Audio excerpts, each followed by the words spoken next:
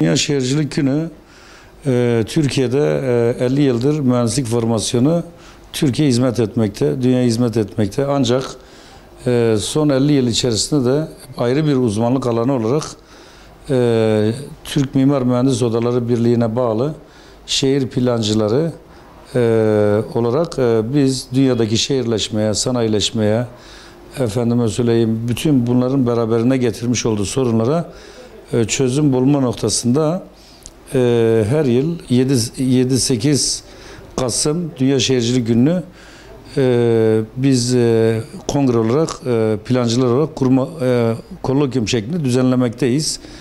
Burada temel amaç yani 43. Dünya Şehircilik Günü 2019 yılı 43. kez kutlanan Dünya Şehircilik Günü Ankara'da bütün meslek disiplinlerini bir araya getiren ve dünyadaki sanayileşmeye, şehirleşmeye, sorun çözme noktasında bir çalışma niteliğindedir. Daha bu seneki Dünya Şehircilik Günü planlama, kavramlar ve arayışlar diye başlık olarak değerlendirilmiş. Bununla ilgili de akademik olarak kendi uzmanlık alanlarına göre belli açıklamalar yapılacaktır. Bu açıklamalarla birlikte hem dünyadaki gelişen şehirlerin sorunları incelenecek, hem de ülkemizdeki gelişen şehirlerin sorunları incelenecek.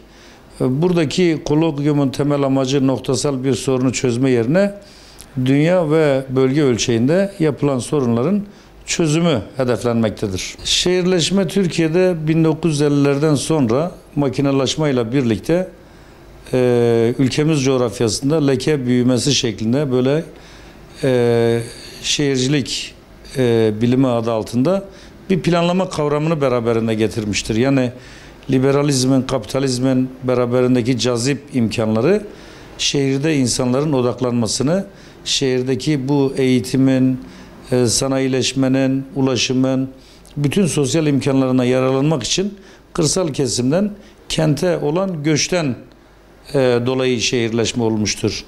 Yani kentleşme dediğimiz olgu bunun temelindeki hareketlikten kaynaklanmaktadır. Ancak bununla birlikte insanlar ihtiyaçlarını karşılayacağı yerlerde, büyük şehirlerde, orta büyüklükteki şehirlerde ya da ilçelerde idarelerin altyapı işlerini zorlaştırmaktadır. Yani ani göçler ya da nüfus hareketlilikleri beraberinde bir kentsel maliyete yüklemektedir. Bu kentsel maliyet öncelikli olarak ulaşım altyapısı, aydınlatma altyapısı, kanalizasyon altyapısı, su altyapısı şeklinde ifade edilebilir. Beraberinde getirdiği sorunlar bir arazi planlamayla önlenebilir. Şehirciliğin temelini oluşturan mekansal oluşumlardır. Çünkü bu insanlar belli bir mekanda mutlu olmaya çalışacaklardır.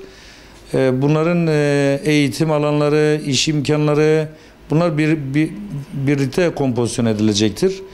Bu birlikte düşünülen, sosyal ve ekonomik olarak birlikte düşünülen, altyapısıyla birlikte organize edilen şematik kavramların hepsi şehirleşme ve planlamadır.